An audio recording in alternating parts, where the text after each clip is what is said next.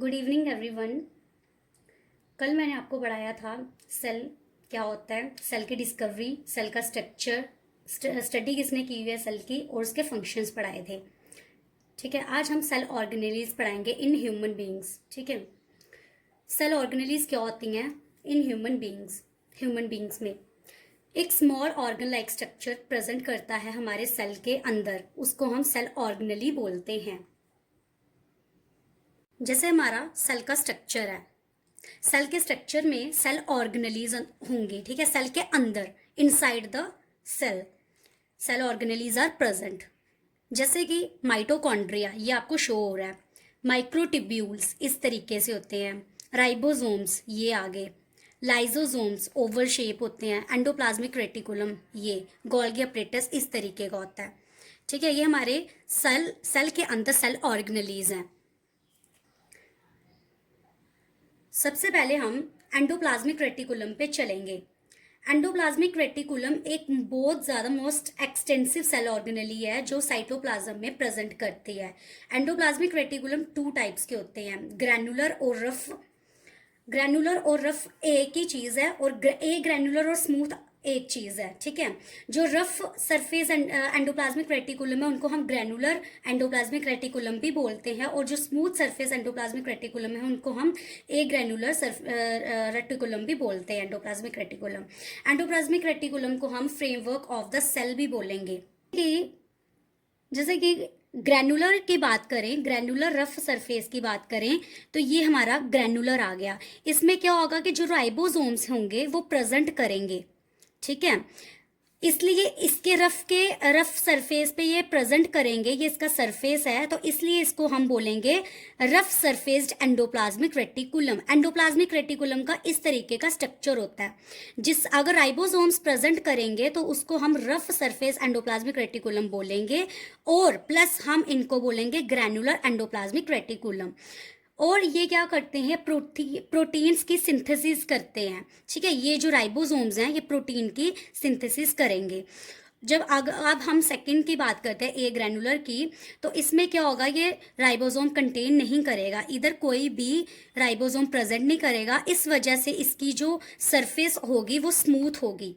ठीक है, और ये एंडोप्लाज्मिक रेटिकुलम है ए ग्रैनुलर वाला, ये फैटी एसिड और स्टेरॉइड की सिंथेसिस करेगा, और कैल्शियम को रिलीज भी करेगा और स्टोर करके भी रखेगा।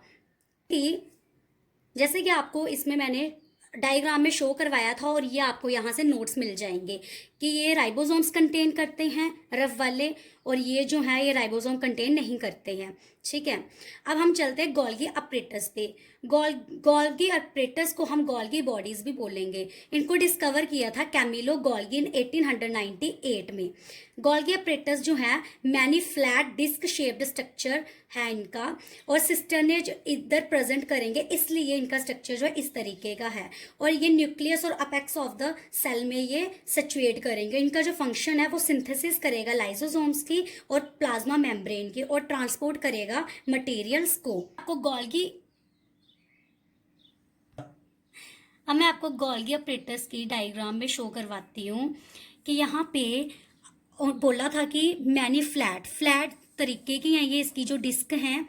ठीक है, और सिस्टर ने प्रेजेंट करेंगे, ये सिस्टर ने प्रेजेंट कर रहे हैं हमारे गोल्गी अपरेटस में, और इस तरीका हमारा गोल्गी अपरेटस का स्ट्रक्चर शो करवाया हुआ है। माइटोकॉन्ड्रिया, जैसे कि आप सभी जानते हैं, माइटोकॉन्ड्रिया को हम power house of the cell भी बोलते हैं। आज मैं आपको इसका एक और नाम बता रही हूँ ताकि आपको हेल्प मिले। स्टोरेज बैटरीज को अनॉदर इसका नाम है। स्टोरेज बैटरीज से भी हम माइटोकॉन्ड्रिया को जान सकते हैं। ये ऑकर करता है साइटोप्लाज्म में एट वेरिएबल नंबर, बहुत सारे नंबर में, few hundreds to few thousands में। जो माइटोकॉन्ड्रिया का जो स्ट्रक्चर है वो 2 लेयर की मेम्ब्रेन से बना होता है, आउटर लेयर और इनर लेयर। आउटर मेम्ब्रेन और इनर मेम्ब्रेन, जो आउटर लेयर है वो स्मूथ है, जो इनर लेयर है वो फोल्डेड है into sheets of tubules called cristae. ठीक है, ये इसकी आउटर लेयर है और ये इसकी इनर लेयर है। जो आउटर लेयर है वो स्मूथ है, और जो इनर लेयर है वो वहाँ पे शीट्स प्रेजेंट कर रही हैं, और ये क्रिस्टे बना रही हैं। ठीक है, ये चीज़ है। और ये दोनों जो आउटर मेम्ब्रेन और इनर मेम्ब्रेन दोनों लेयर एक इनक्लोज कर रही है, एक सेंटर कैविटी बना रही है, जिसको हम मैट्रिक्स बोलेंगे। ये मैट्रिक्स, ये चीज़ शो हो रही है, इसको हम मैट्रिक्स बोलेंगे। ठीक है। जो माइटोकॉन्ड्रिया है वो प्रोटीन से बना होता है, फॉस्फोलिपिड से बना होता है, और कुछ आरएनए राइबोन्यूक्लिक एसिड से भी बना होता है। नेक्स्ट हम चलते हैं राइबोसोम्स पे। राइबोसोम्स स्मॉल ग्रेन्यूल्स हैं, ठीक है, जो ग्रेनुलर इन स्ट्रक्चर में होते हैं, और ये कंपोज करते हैं आरएनए और प्रोटीन्स को। ठीक है। और प्रोटीन सिंथेसिस में ये काम आते हैं। फिर इसीलिए जो राइबोसोम्स हमने ये रफ में भी हमने पढ़े हुए थे कि वो प्रोटीन के सिंथेसिस में काम कर रहे हैं, परफॉर्म कर रहे हैं, उनका फंक्शन शो करवा रहा है। यहाँ पे भी राइबोसोम्स जो है वो प्रोटीन के सिंथेसिस में काम करेंगे। और वहाँ पे भी जब हम एंडोप्लाज्मिक रेटिकुलम पढ़ रहे थे तो उसमें भी उधर हमें रफ सरफेस वाले में बताया हुआ था, रफ सरफेस एंडोप्लाज्मिक रेटिकुलम में भी उसका जो फंक्शन था वहाँ पे भी शो करवाया था कि वो प्रोटीन की सिंथेसिस करता है। ठीक है। नेक्स्ट अब हम चलते हैं लाइजोसोम्स। लाइजोसोम स्मॉल, स्फेरिकल और ओवल बॉडीज होती है। इसका जो स्ट्रक्चर है वो बहुत ही ज़्यादा स्मॉल होता है, स्फेरिकल होता है, ओवल बॉडी होती है। और ये जब इसकी जो सिंगल मेम्ब्रेन इसको अपनी तरफ से इंक्लोज करती है, सराउंड करती है। और 52,000 यहाँ पे लाइजोसोम्स जो है वो प्रेजेंट करेंगे ह्यूमन सेल में। अब चलते हैं माइक्रोफिलामेंट्स पे। माइक्रोफिलामेंट जो है वो रॉड लाइक स्ट्रक्चर शो करवाती हैं, और प्रोटीन्स यहाँ पे फॉर्म होते हैं। और इसका जो मेन फंक्शन है वो प्रोवाइड करता है शेप और सपोर्ट देता है सेल को। माइक्रोफिलामेंट जो हैं वो फॉर्म करते हैं एक्टिन से, ACTIN, एक्टिन से करते हैं। और जो माइक्रोट्यूब्यूल्स हैं ये करते हैं ट्यूबुलिन से, TUBULIN, ट्यूबुलिन से। ठीक है। ये स्ट्रेट होते हैं, जो माइक्रोट्यूब्यूल्स है स्ट्रेट होते हैं, हॉलो होते हैं, सिलेंड्रिकल होता है, और इनका जो डायमीटर होता है वो 200 एंगस्ट्रॉम होता है। और ये भी शेप सेल को प्रोवाइड करते हैं और सपोर्ट देते हैं सेल को, और हेल्प करते हैं इन मूवमेंट में हेल्प ये करते हैं जो हमारे माइक्रोट्यूब्यूल्स होते हैं। जो माइक्रोट्यूब्यूल्स होते हैं वो माइक्रोफिलामेंट से लार्जर इन साइज होते हैं। ठीक है। और आपको एक चीज़ बताऊं कि कोई भी अगर सेल स्पॉइल हो जाए तो उसका पूरा पूरा असर हमारी बॉडी पे पड़ता है।